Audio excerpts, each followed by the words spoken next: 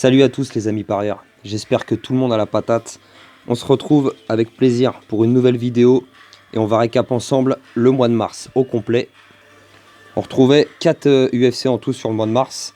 On va voir ça ensemble tout de suite. Avant tout, si vous êtes nouveau sur la chaîne, n'hésitez pas à vous abonner les amis, à lâcher un petit pouce, un commentaire, ça fait plaisir. Vous pouvez retrouver tous les tickets gagnants sur les réseaux sociaux, les liens sont dans la description de la chaîne, Facebook, Instagram, TikTok, n'hésitez surtout pas à les jeter un coup d'œil. On retrouvait en premier événement l'UFC Fight Night 238, Rozenstruik versus Gaziev, c'était le 2 mars. Et on avait 5 combats à la carte principale.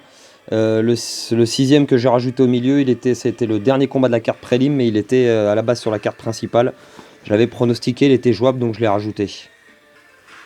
Et au résultat, on retrouvait 5 pronostics de bons sur les 6 que j'ai fait. Le mois de mars avait plutôt bien débuté. La seule erreur a été Gaziev face à Rozenstruik. Shamil Gaziev qui avait perdu par KO technique au 4ème round. On retrouvait ensuite l'UFC 299 avec Sean O'Malley versus Vera numéro 2 en main event et Dustin Poirier versus Benoît Saint-Denis en co-main event. 5 combats à la carte principale pour cette UFC. Et pour ce qui est des résultats, j'ai eu 2 pronostics de ratés et 3 de bons. Les échecs, Kevin Holland contre Michael Page et Benoît Saint-Denis qui a perdu par KO contre Dustin Poirier.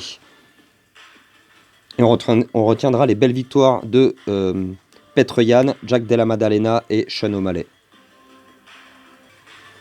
On retrouve ensuite le 16 mars, l'UFC Fight Night 239, Tai Tuivasa contre Marcin Tybura et on avait 6 combats à la carte principale.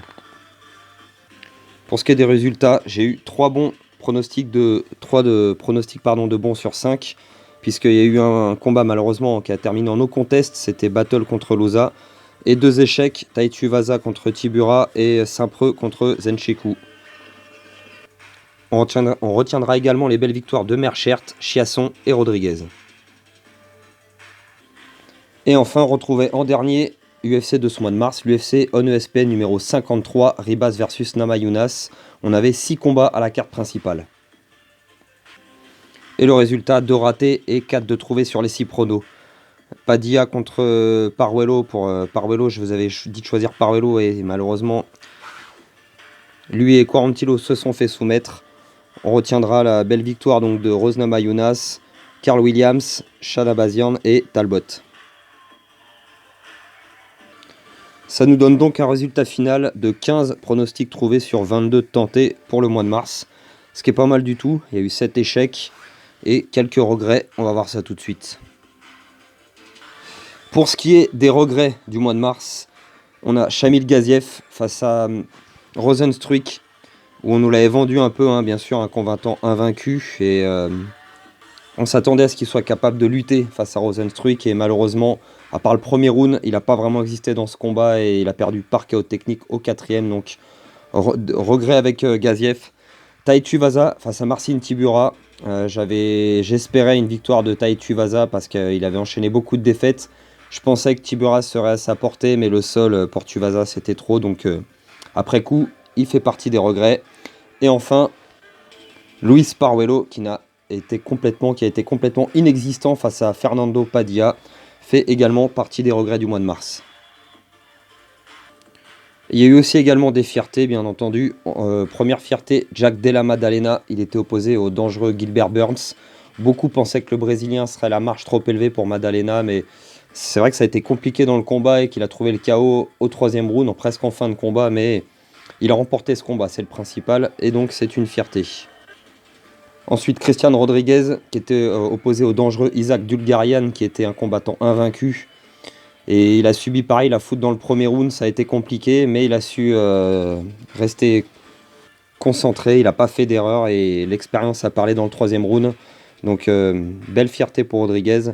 Et ensuite, Peyton Talbot qui était opposé au dangereux Cameron Saaiman, le jeune prodige sud-africain Saaiman. Beaucoup le voyaient également victorieux. Je vous avais conseillé de choisir Talbot et c'était une fierté également de devoir remporter ce combat. Et enfin, pour ce qui est du résultat complet des pronos depuis la création de ma chaîne il y a 8 mois, j'en suis à 117 pronostics de trouvés sur 164 de tentés.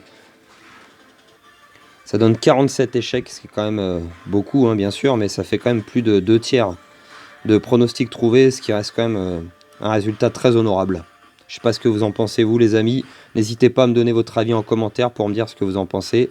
En tout cas, je suis assez content du résultat quand même pour l'instant. Voilà les frérots, on a terminé avec ce récap complet du mois de mars. N'hésitez pas à vous abonner si ce n'est pas déjà fait, à lâcher un petit commentaire, un petit pouce, ça fait plaisir. Merci, un grand merci à tous ceux qui prennent le temps de le faire. Et n'hésitez pas à aller te voir sur les réseaux sociaux, les liens sont dans la description de la chaîne, Facebook, Instagram, TikTok. Vous pouvez voir tous les tickets gagnants que je balance. N'hésitez surtout pas à aller regarder. Voilà les frérots, il ne me reste plus qu'à vous dire de faire très attention avec les jeux d'argent, c'est très dangereux et risqué. Jouez toujours de façon ludique et réfléchie. C'est interdit aux moins de 18 ans et surtout, jouez toujours de l'argent que vous pouvez vous permettre de perdre. Sur ce, je vous souhaite une très bonne soirée et je vous dis à très bientôt. Ciao à tous.